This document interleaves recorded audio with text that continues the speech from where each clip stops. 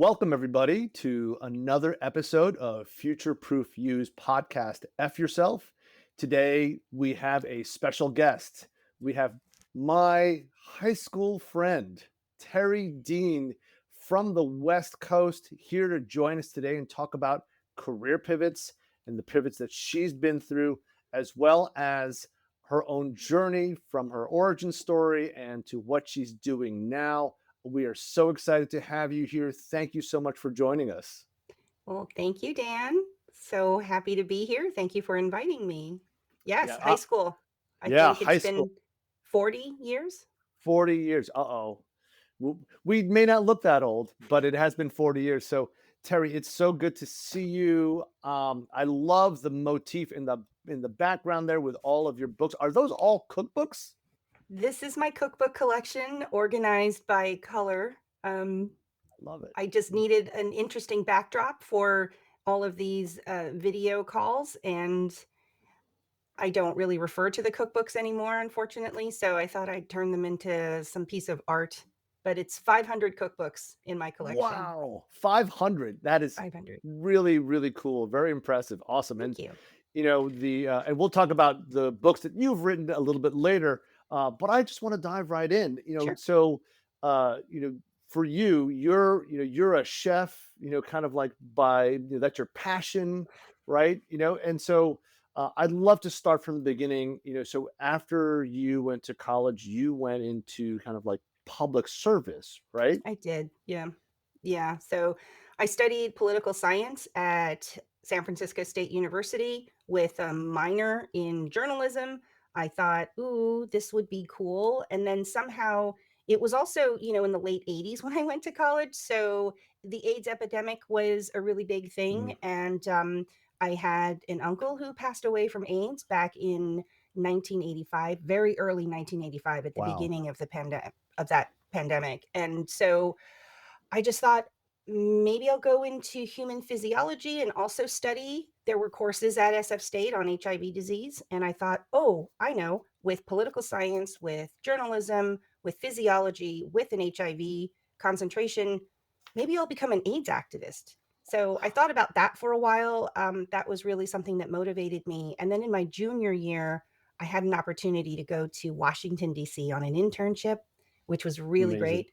I worked in the press office for about 9 months, and I lived in Washington, D.C., Which press office? the White House press office. As big as it gets. That's As big as awesome. it gets. I went straight to the top, and all of the other interns that were kind of living in the same apartment and in the same program as me, very jealous. So I didn't make a lot of friends, but I got exposed to a lot of things and came back to California after my internship was up and realized, well, there's now the medicine cocktail that was given to AIDS patients, and that was really helping to prolong their life. We could actually see that it was going to become more of a chronic disease than a deadly disease, Mm. less need for a fiery AIDS activist. So I actually then caught the bug for political campaigning and messaging, and I just decided to run into that full speed ahead, like running into a brick wall. But I managed to get on a couple of campaigns trying to figure out who I was, what I was doing, what my message was, who I was going to be in the campaign.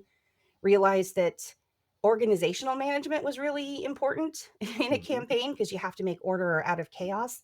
And so I thought, I think I can do that. And I got hired by a political consulting firm that specialized in Oh, school bond measures in on California. on So school bond measures. So school bond measure. communities would have to vote to increase property taxes to pay for bond over time, Right. that would provide money to school districts, public school districts here in California, to increase facilities, increase infrastructure. This was in the late 90s. And so the internet was becoming a thing, Mhm. and people could actually see that it was going to be an excellent learning tool. And so infrastructure in schools, especially in California in the rural areas, those schools were built in the late 40s, early 50s, sometimes even late 60s, and they didn't even have enough electrical capacity for, all the projectors that they needed to run in the school. Wow. lot of growth in certain California communities. And so the facilities, the buildings of the schools themselves were impacted with all the kids coming in from all the families moving into the communities. So some districts needed to build more classrooms. Some districts needed to just upgrade and renovate and improve their infrastructure, their electricity, their plumbing. There were some schools where kids couldn't even use the bathroom or drink out of the water fountain because the plumbing was so bad. So I really felt that it was a worthy cause to get into to really help improve education in California.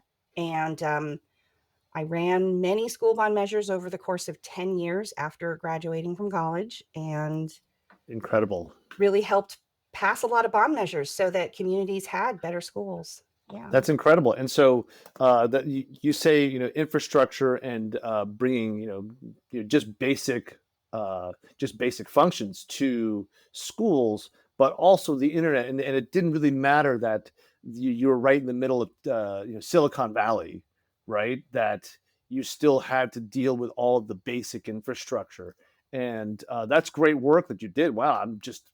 This is a revelation to me. I'm so impressed by your work. Thanks. That's incredible. And then how long were you doing that, and what was your next step from there? I did that for about on and off for about 10 years. There's a huge burnout factor. You go into a community, they don't know who the heck you are. They've never seen you before. Some of them don't particularly warm up to a Sure. young Asian woman telling them what to do, Yeah.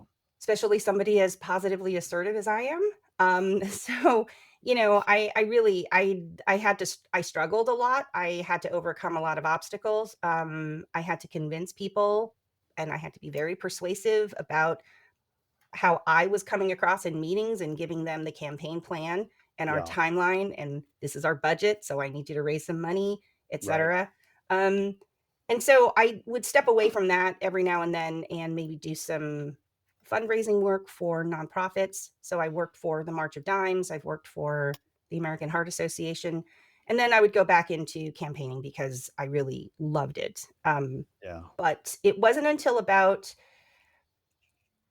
2001 when 9/11 happened. I was in the Central Valley, south of Sacramento, and the terrible event happened. And it was right around that time where people in the campaign office who were working for me on this school bond measure, they were just like, "Hey, you're not a very pleasant person to work with. I mean, you're very, very driven. You're focused. You're organized. You know exactly what to do. You know exactly what to say.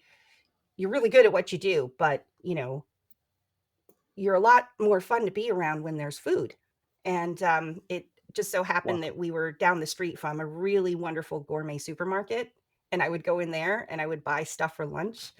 And I would be telling people in the office, I mean, I didn't even care if they knew about food or not. I mean, this was their community, it was their supermarket. But here I am telling them about the cheeses and the pairings of with the fruit and the different types of bread. And let's have like a wonderful like picnic lunch outside. And they were just like, it's transforming. Like, you're such a different person when you're talking about food. You really should go into food. You should do something with food because you're a big bitch, in this campaign office, and we can just tell that you're under a lot of pressure and you're not really enjoying what you're doing.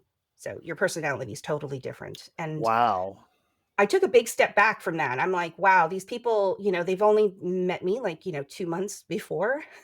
I just moved into this community and just met them, just started working with them, and all of a sudden, they're just really being very honest and blunt to me.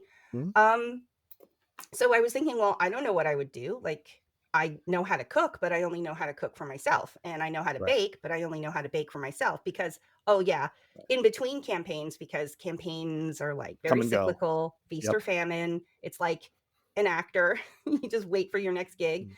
Mm. So in between campaigns, after moving home, before I pack up and move to my next gig, I would actually take cooking classes. I did a cake decorating course, and I was like baking cakes and decorating them and just practicing and refining that Mhm. until my boyfriend at the time was like, "Yeah, everybody at work doesn't want any more of your cakes. Thank you. They're great. We love them, but it's too much." So I had to like figure out what else to do. with my time. And so then I went into bread baking, and then I went into pastry making instead of cakes. And So you anyway, took classes for I all that? I took classes for that, and they were just like, classes I would find in the newspaper. The San Francisco Wow. Chronicle had a really fantastic food section back then. So this was, again, early to mid 90s. And I would just take classes. I would go to cookbook signings. Like, there would be ads that Williams Sonoma is going to have this Yeah. famous chef or something. And I'd show up. I had nothing else to do. And I would start asking questions. And so all of the cookbooks back here, I've just collected over the years. And I've read every single one of them. I would read cookbooks at night, like people read books at night to fall asleep.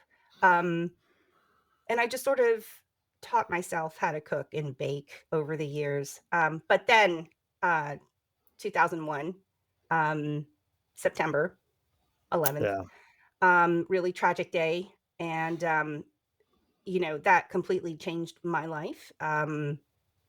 It changed everyone's lives, actually. But Mhm.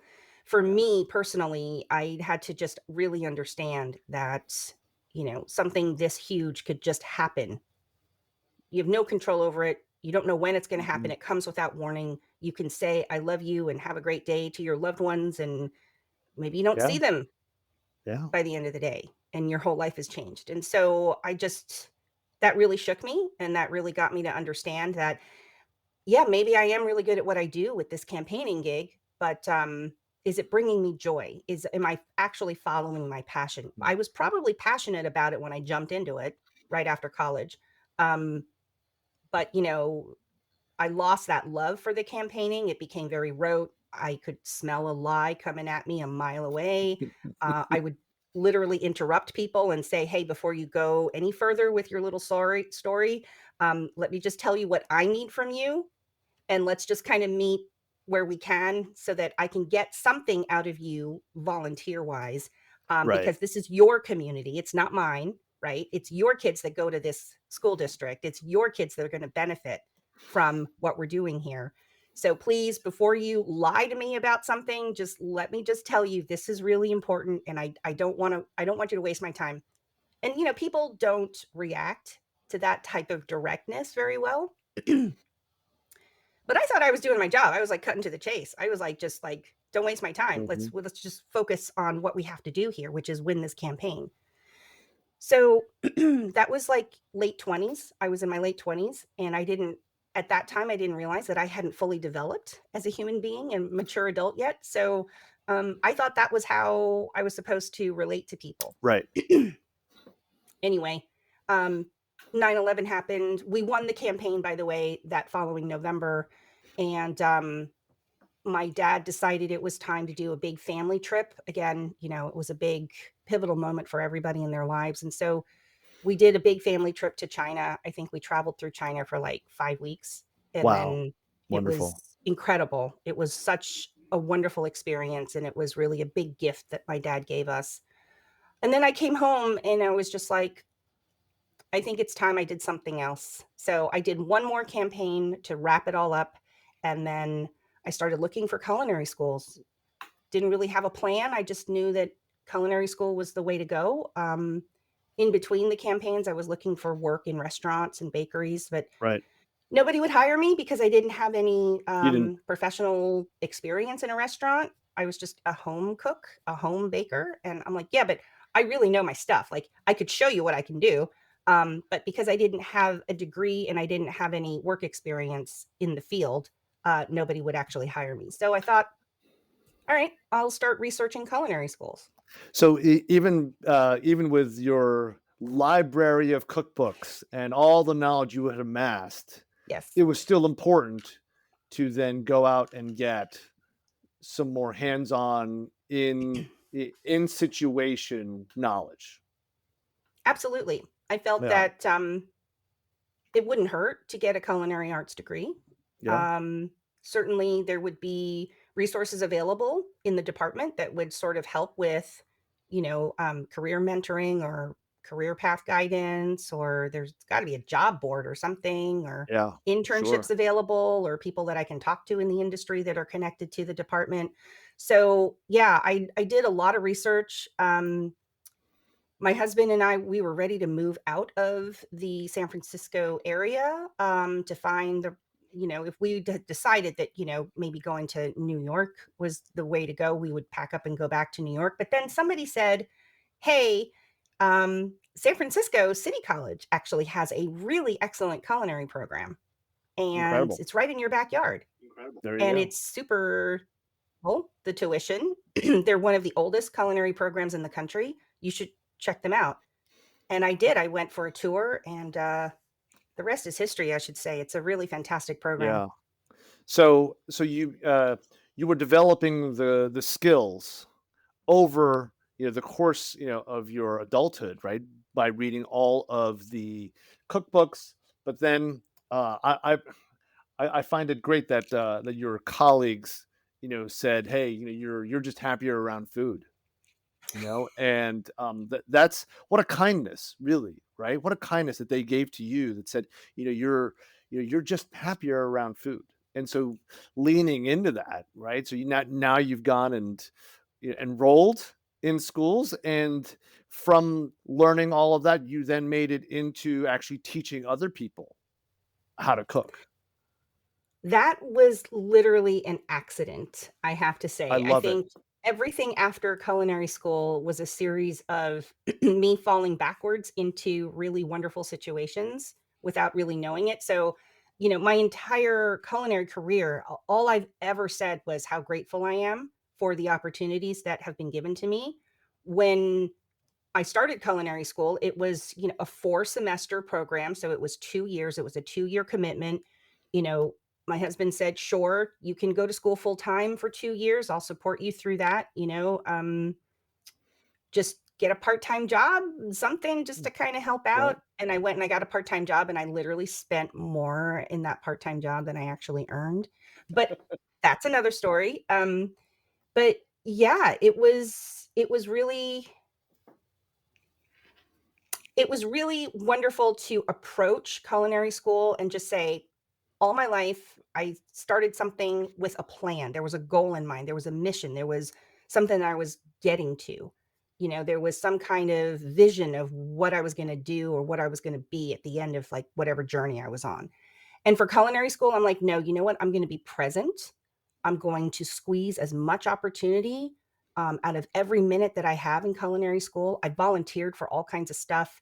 I stayed late. I got there early. I was older than everybody at that time. So I was, in my early 30s by then when I got to culinary Mhm. school. So I actually related better to my chef instructors, Sure. who Yeah. were adults than the other students that were coming in that were close to 17 or 19 or 22 years old, and they didn't know what they wanted.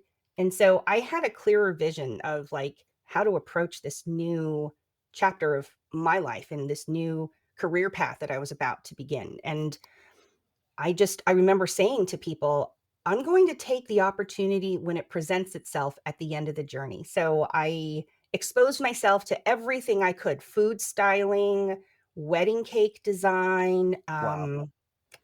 food photography, catering, restaurant work. I mean, I did everything and anything I could get my hands on just to get that experience. Is this something that I could find myself doing? And, when I entered culinary school, I thought, well, the only jobs that are actually available are cooks, right? Or chefs in restaurants or hotels or resorts or cruise ships. There are people who run bed and breakfast, people who run Mhm. restaurants, people who run hotels, people who run bakeries, caterers, private chefs, but, like, there's gotta be something else, right? And, like, oh, did we forget to mention that in the late '90s, early 2000s, that's when the Food Network kinda came into Sure. focus, and Yeah. everybody started to understand, like, how food is such an integral part of their day, and it's such an integral part of entertainment, and so, I was like, "Well, maybe there's something there." So I tried out for so many other things, but didn't realize that it was teaching that really gave me the satisfaction and the fulfillment and the feeling like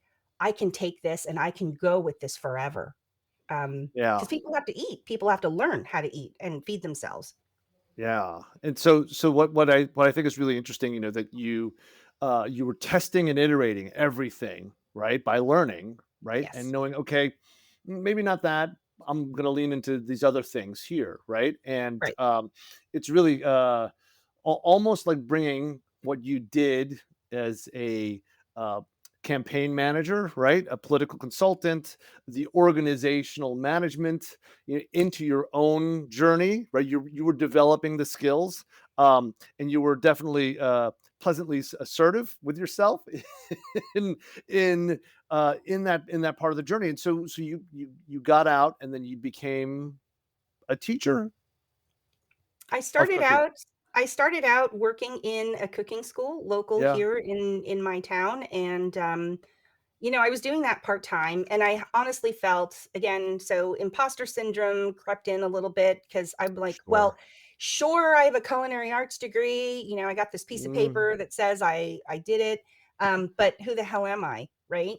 yeah. So, why would anybody take a cooking class from me when I have, like, absolutely no body of work to support what I learned, except for what I learned in school. So had to I forced myself to work in restaurants. I forced myself to Mm, work as a pastry chef in a bakery. I forced myself to continue catering and keep working, to give me that kind of work experience credibility. Because back then, the only chefs, and again, because of the Food Network, the only chefs that people would listen to or take lessons from, had established themselves with really prominent restaurant careers or restaurant experience. So I felt, well, I need more restaurant experience. And so I did. I worked in right. restaurants, grueling work. I Street think cred. that, yeah, Mm, exactly. That's what it was. And I yeah. was working still part time in the cooking school, really as an assistant at that time. I really wasn't an instructor yet.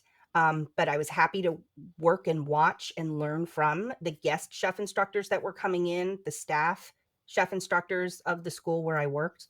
Some of them to this day are still mentors of mine. And, you know, again, just trying something out, I answered, a job posting for a Parks and Rec job, like Parks and Rec, here in the Bay Area, they were looking for a part-time chef instructor to run classes for, their Parks and Rec leisure guide. And I'm like, "Yeah, I could totally do that because that's, like, super small." It Yeah. wasn't. Test and I iterate, right? that's an iteration, right? I'm like, "Okay, we're gonna just do a class on homemade focaccia one day, and then we're gonna do a class on stir frying the next day, and we're gonna make paella." Yeah. That's And great. that was fun. So I did that, on and off on the side until, I really felt like I knew how to organize a class. I knew how to promote the class and write the descriptive copy for the catalog and Got to have a good hook, right? figure out, what Mhm. sells, maybe handmade chocolates sell really great in February, but they don't sell at all in August. Nobody cares about making handmade chocolates in August. Well, what does sell in August? I had to like really think about that. And then it was just really developing recipes, figuring out where the teaching points were within the recipe, because yeah, you can write a recipe and you can cook with people, but they're here for a lesson. They're here to learn something. Mhm. So what is one or two things they can take away from cooking with me in this class? So I really had to think about how people learn. Are they better at hands-on learning or watching or listening? Yeah. So I had to really think about all of those things. And then I didn't realize way back then I was actually adopting the Addy model for instructional design. I didn't know that that was even a thing, but back then that's what I was doing. I was really paying attention to how are people taking this lesson? What can I change about the teaching points so Mhm. that, it's a better experience for them, they're getting more out of it, etc. So I did that for a while and then went back to the cooking school and said, "Hey, listen, I'm really great as an assistant, but let me just tell you, like, I'm not here to be an assistant. Like, I want to teach. I know I can do this. Just give me something to teach." And so they gave me like a couple of like one-off classes. Like knife skills, I think was what they started me Oh off. yeah. So Easiest. I love how you brought your emotional intelligence and that ability to connect with your students and understand what's their learning style, really helped you get over your own imposter syndrome, right? It did. So, just being able to put a process in place based on EQ. I love it. I love it. And so then you got into the culinary school. You were teaching knife skills. Teaching knife skills, it's all hands-on. I had to really apply geometry Yeah. which Especially did you know, cutting an onion, right? Just like geometry with angles and then yeah. and just the knife, and then I had to apply physics, which is the motion of the knife. I had to apply chemistry, which is why the onion makes you cry, and how you could keep the onion from making you cry. Like, here's a little simple practice. Like, also, like, how do you get that garlic stink off your fingers? Like, Wow. that was chemistry. So This I is had another show. We got another show here. we could totally do another show. We could do a totally nice skills class. But I had to think about like every aspect of science, every aspect of life, art, anthropology, Love it. social cultures, right? Because Yeah. some people cut things differently for their recipes. And so Mhm. I really started to understand that teaching people how to cook was really threaded through everything: religion, history, culture, All of these skills. all the All thing, of these art, skills. everything. And I really started to understand that the possibility for teaching and the possibility for people learning about things, it's limitless. It is endless. And I really enjoyed that part. And the knife skills class were just so much fun. And people really did get it at the end. And I'm like, start off slow. Mhm. It's like learning dance steps, right? You start off really slow before you can get your speed up. You still have to practice your steps, and yeah, it was great, and I It's like really enjoyed that time learning how to teach. it's like learning how to teach, right? How's the saying go? Be brave enough to suck at something new, right? Yeah. So that's so great. And so you made the move from politics to food. So did you feel that it was a big risk that like you were leaving something you had done for a decade? Like, did you feel that there was? I mean, you said you had imposter syndrome, but did you feel that there was risk there? I felt there was a huge risk. Again, I knew that I was leaving political consulting, and I knew that I was never gonna go back to it. So if this cooking thing wasn't gonna work out, what the hell was I gonna do next? The big leap of faith. Right. And I just said, "All right, Terry, you can't fail. By the way, you have a culinary arts degree. You have all of this restaurant and bakery experience. Right. You've worked and you've dabbled in catering and private chefing and all of those other different outlets. Hmm. If you fail at teaching, you can still go and get a cooking Right. job somewhere, right?" Right. Like, if my husband were to unfortunately get laid off or fired or something happened to him and we had to move out of the area, I could always get a job. Right. That's really how I felt. I felt that, the culinary school was also a fallback safety net, plan B. Like, I Yeah. can work anywhere. I'll Right. answer a job for line cook anywhere and I'll just do it. Right. Right. And so when you were going through your journey, how important was networking for your career? I felt that it was really important, and I'm still in touch with a lot of the chefs that I met through the cooking school where I worked. You know, if they were coming from a cookbook tour, coming to do a class promoting their cookbook, I would buy the cookbook. I would ask them to sign it. A lot of these cookbooks are signed, so I can't ever get rid of them. Um, and I would, ask them. And LinkedIn didn't actually exist back then. Nope. This was again mid early 2000s, so Not yet. 2005, so nothing really existed yet, and I would just say, "Hey, what's your email address? Can I reach out to you?" And, just keep in touch, and yeah, and then, when LinkedIn happened, then you have to, like, search through everybody and, "Oh my god, Mm, I remember this person. Oh my god," and yeah. then the connection request, "Hey, a while back at the cooking school, I assisted you in this class. Hope you remember me. Hope we can stay connected. Really happy to see Yeah. what you've done since we've last worked together." So, it was networking is really important. And I honestly feel that a lot of the different jobs I've had since culinary school, they were actually given to me. They were, I was, it wasn't really something that I would apply for. Of course, I would make a resume, send in the resume. Of course, I would do a practical interview and things like that. But for the most part, I never felt like I had to, and I feel very privileged and I'm grateful for this. I never felt like I had to really enter the job search pool and just be one of those faceless, nameless thousands of the resumes that just get Yeah. stacked up and they never even get looked at. Like, cold calling is, I guess that's what you call it. Like, I just am very fortunate Yeah. that I've never had to do much of that. Yeah, blindly applying, is online, especially, right? It is such a what we call a waste of time. We actually call it the opium of action. So Ah, you feel like you're doing something by hitting the apply button, but you're right. really not getting anywhere. And the way you approached it, that you built up your network over time so that when you were interested in something, you already knew somebody that could get you in there. Right? I think that is exactly the way to do it. And being a recruiter, I teach networking, and Right. and being a career coach, I teach networking as the main way to really get to the companies and the jobs that you want. And so, along those same lines, you mentioned that a lot of these chefs that you've interacted with over the years, they've also been mentors to you. How important was that for you? I think that that was tremendously important, Dan. I think I wouldn't be here today without a lot of people giving me insights and just giving me unsolicited advice and, "Hey, it's not time for you to do that yet." Maybe continue to assist in some classes and continue to keep your ears and eyes open during the classes that you're assisting. You're not ready yet, or, what was the one big lesson? Oh, I bit off way more than I could chew. So I begged to be given a class to teach, and they were like, "Okay, yeah, you can have this baking class," because nobody really wanted to do the baking classes. I'm like, "Oh, I can do it. I can do it."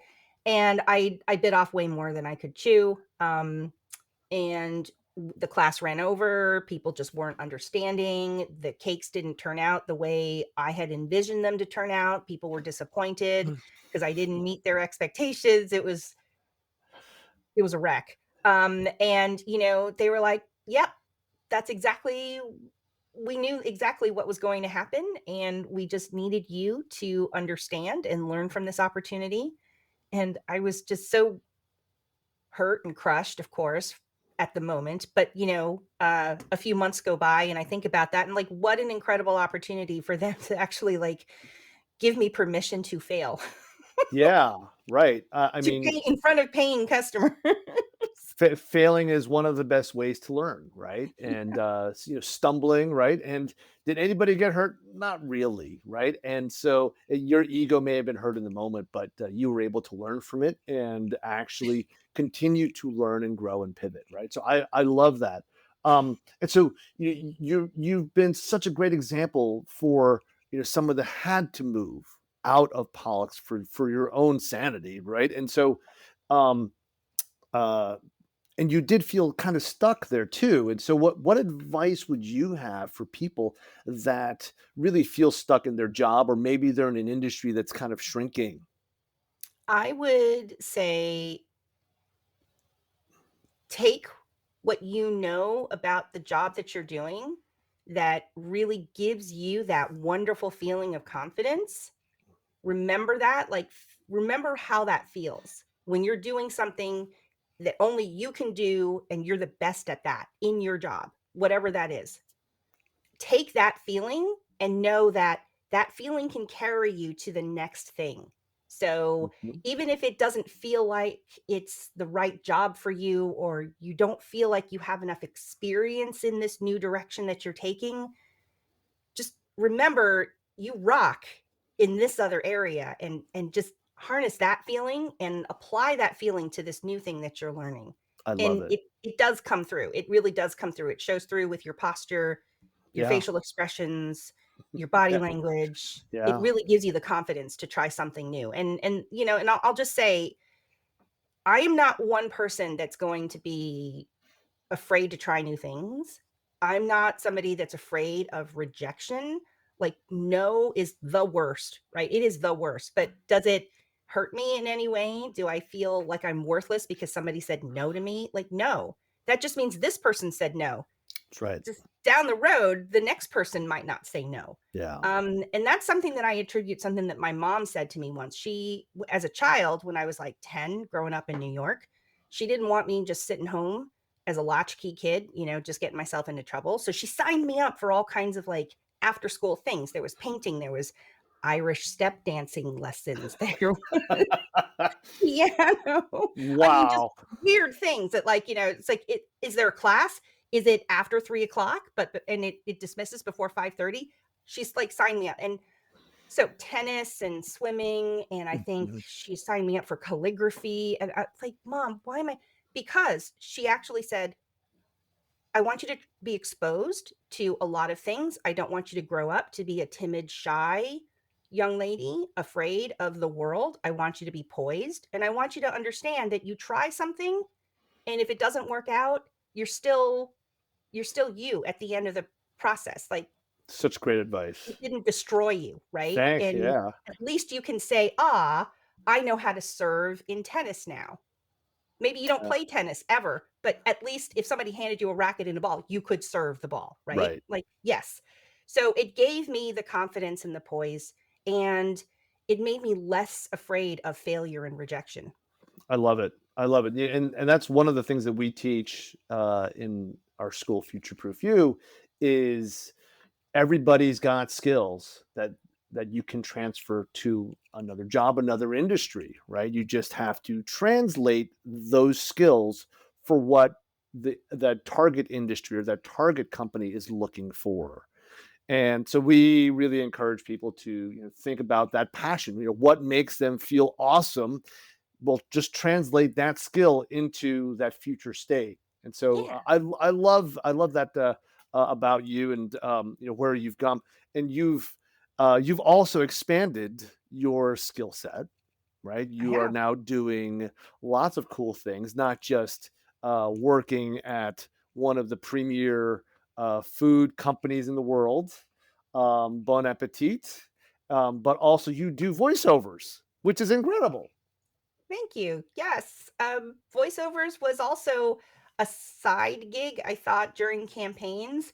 In between the gigs, I thought I'd maybe make some money doing some voiceover. Why not? I lived in San Francisco. There were a lot of recording studios and casting offices and offices that needed voiceover. So the internet was just starting, and we could actually start hearing some audio files with the Mhm. websites that we were visiting. And if you remember, AOL, when the second you sign on, it would say welcome. And if you had an email, you've got mail. And I'm like, I could totally do that. Um, so I started to dabble in voiceover even back then, in the early 2000s, well, late Incredible. 90s. I hadn't Yeah, actually gone to culinary school yet. So late 90s, incredible. struggling. I was too broke to actually put together a voiceover demo. I was too broke to hire a voiceover coach. And again, because I had all that time on my hands in between gigs, I could go to auditions and I could go to casting offices. Um, Back then, you physically had to go in. But if you fast forward to where we are now in 2025, I would have to say since the pandemic, cost for equipment has been a lot more reasonable.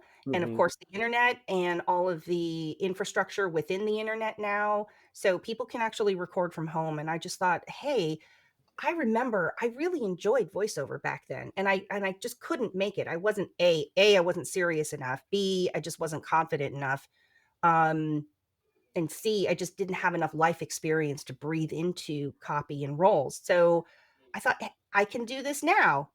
I can buy a mic, I can buy some headphones, I have a laptop, I can teach myself, the software to edit the audio files. And I really enjoyed audiobooks. So when I was traveling for my campaigns back then, there was a lot of like books on tape I would listen to. And now, with Audible being the biggest platform for Yeah. audiobook content, there's a lot of ways people can create audiobooks. And I got into that, and I just thought I'd love to just keep doing this on the side. I mean, I love reading books. My mom used to pay me $5 for every book I read, and I'd have to write a book report to prove that I actually Yeah. read the book. And she would Asian parenting. yeah, exactly. Hello. And so, I've always loved books. And so, Yeah, my mom really helped shape me who I am today, and I just I just thought I'm getting a little older now. I'm towards the later half of my career. What's next for me? What am I going to do next? My husband has supported me through all of the crazy wacky jobs I've always wanted to do. And it'll be his time. It'll be his turn to say, "Hey, I'm going to retire at this age when this happens and this and this." And I yeah, maybe he says he wants to move, right? So I don't want to go somewhere and have to reinvent myself again in the culinary industry. So I thought, well, maybe if I establish a freelance voiceover career and yeah. become an audiobook narrator, if I can do the networking and all the work to launch that as a freelance business now, I can give myself a 3-year plan and a 5-year plan. By the time Paul's ready to figure out what he wants to do next, maybe by then I'll have the ability to make that flip into doing this full time at some point. So I'm doing it now because, it has to be a going concern when that Sure, happens in the future. So I sure. have to do the work now. Yeah, But it's yeah. been great. I started really getting into this very seriously in the last 2 years. I gave myself a 3-year plan and a 5-year plan. And so I have 1 year left on my 3-year plan. And I've checked most of the boxes and the goals that I set for those first 3 years. It's been great. It's been So fun really a wonderful learning journey. Again, learning again, just like learning. culinary school. Like, you Right. have to take lessons, you have to get a coach, you have to Yeah. learn all the things. And being brave enough to suck at something new. Right. So, Exactly. I want to do a quick plug for your books here. I have all 4 books here. So we're going to start off with Easy Walk Cookbook by Terri Dien. We have Co-written by my mentor, Chef Mia Chambers. oh, Yep. one of your mentors. Amazing. Awesome. We have Dumplings for Beginners. We I love wrote that that. during the pandemic when people were desperate for comfort food. We have The Big Ten Fish and Seafood. I My love very it. first cookbook, all about sustainable seafood. Yep. I love it. And we've got Essential Seafood Essential Cook. Seafood Cookbook, all of the additionals, the classic seafood recipes that didn't make it into the first book. Yeah, All love. that. This is great. So I'm so excited to have these in my possession now, and maybe I will start building my wall of books behind me. But so Yeah, excited about these. You can find all of them on right anywhere you buy books, right? So anywhere you buy books, Amazon, Target, although we don't yeah, Target, I guess, is, Barnes& and Noble, anywhere you can buy a cookbook, it's there. it's great. So Yeah. you have it from the culinary instructor herself. All of these books are available.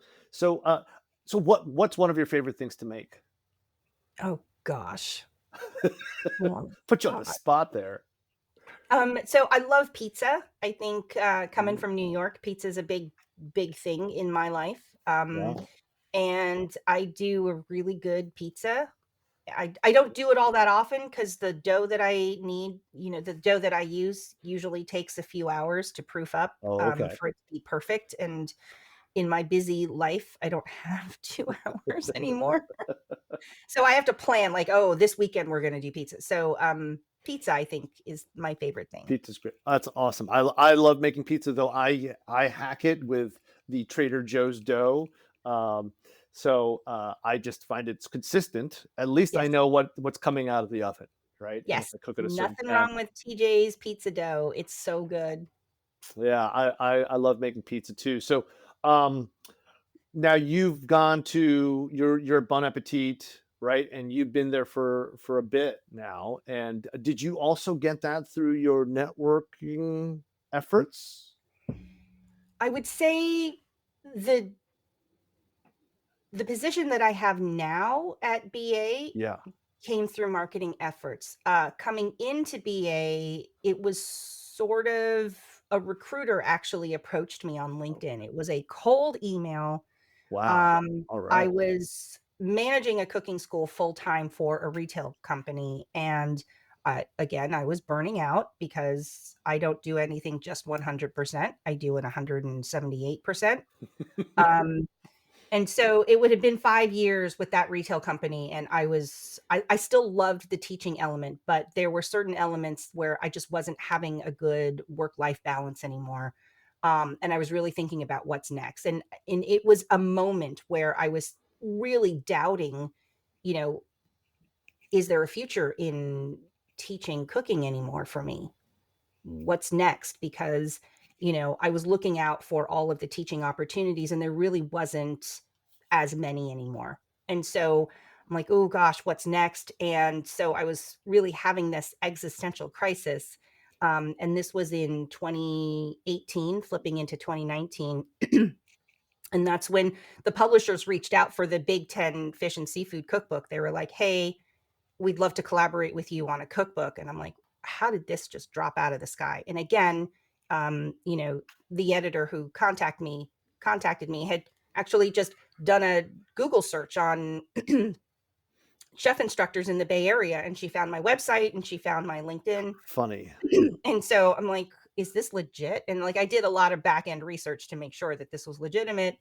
And that was great, and so I thought this was the perfect time for me to step away from my full-time job to say, "Hey, I've just received an offer to write a cookbook. I need to devote all of my time to this. Mhm, Thank you very much, but I need to" and so I thought that was a really great exit plan for me. mhm. And at the exact same time I received the cookbook offer, I got a cold email on LinkedIn from a recruiter, and he was like, "Hey, saw your LinkedIn profile and really impressed with your experience. Um, would you have any interest in working in a role here? We are, managed food service corporate Mhm. dining company, but the role that I'm looking to recruit for is to run the food service for the childcare program that we have here on campus." And I don't have kids. I don't know the first thing about cooking for children. I think my nieces weren't even born yet, and my nephew was certainly, like, just a toddler, and, like, I don't know. But I thought, "Hey, this corporate dining company, Bon Appetit, they're pretty big. A lot of opportunities might come Right. out of this," right? So, I'll at least take the meeting. Yeah, absolutely. And the rest is history. Like, as Yeah. soon as they saw my resume, a lot of the chefs on the interview panel recognized a lot of the chefs that I had listed as references. They Mhm. recognized where I had worked. They also were very appreciative that I, use, certain, productivity tools, that I was very fluent and proficient in using, digital tools like Yeah. docs and sheets and PowerPoint presentations, Yeah. and, so a lot of people over there knew a lot of the people that I had known. It was like all mutual connections, and it It's the wasn't. network. Yeah, and so I would say yes, then it is the networking, and just being in the industry for so long, Yeah. and doing so many different things in the industry for so long. So, yeah, I took the childcare role, which was fantastic. We fed over 400 kids, um, Wow. every single day, 3 meals a day, and it was a super tight, um, food allergen restrictive, Wow. Food safety, menu yeah. that we had to have for food safety, Yeah. and I learned a lot about that, and again, the learnings that I got through being the executive chef of childcare actually transitioned me into the role that I have now, which was really great. And, again, the pandemic, as horrible as the pandemic was for many, many people on this planet, I have to say I came out with really good beneficial things that happened to me because of the pandemic. Yeah. And also you've got more stuff to put on your already strong LinkedIn profile, which got you both the writing gig as well as the gig with your present company now. I think it's so great that you are comfortable with not just experimenting, but also talking about your journey almost in real time, right? And so that's Yes. I think that's such a great example of using content. And obviously you are a master at producing content, both written and also the audio. So having all of that in your journey really shaped, their search because they fell upon you, right? And that's a lot of what I think what people really need to be comfortable with is talking about their journey, and whatever happened, that's what you did, right? You owned it, right? You got to own it. Um, so I have a question about all of the artistic work that you do, from your cookbooks, your voiceover, to creating food or leading food service, right? Is it important that your audience likes what you do? Is it important to you that you get that feedback? Yes, I would have to say, I crave feedback, I crave Hmm. positive feedback, it is validation for me, Hmm. that people like what I do, but also I have to say it's okay too if they don't, right? Like, Right. I've been on this planet long enough to know that it's okay if people don't like what I do. It's okay if they don't like me. There are plenty of other people that do. I like myself. I like what I'm doing. Again, I only do things that I like to do at this point in my life, and I'm pretty happy with what's going on here. And Great. if it's not for somebody else, that's okay. It's not for them. It's for me. Right, and I think that's a lesson that a lot of people can take away from today. It's if you get a no, just might be a not now, right? Or it may lead to a referral to somebody that might be a maybe, right? And so that's such great learnings today, Terry. It is so good to have you on our show. It is. We've learned so much today. I know our audience will take a lot from this, especially the different adventures you've had. Every show, I want to end every show with some speed round questions. You Okay. do not know what the questions are, right? So this is totally off the cuff, and I want the first reaction. Are you ready? Okay. Are you ready? Okay. You have to have a last meal. What is it? My last meal is the roast chicken from Zuni Cafe. Awesome. What are you reading now? I'm reading 2 books right now. One is, for voiceover. It's called Audition by Michael Shurtleff, and it's all about how to get your head into the right space for auditioning successfully. And another book I'm reading, was a free little neighborhood library book, Yeah. those little cabinets. I pulled one out. It's called Bad Blood by Linda Fairstein, and it was written several years ago. It's like a legal thriller. Wow, very cool. But I love that you're still adding your skills, right? So, getting that audition mindset. I love it. Um, what is one TV show or movie that you've already seen that you wish you could watch like it's the first time?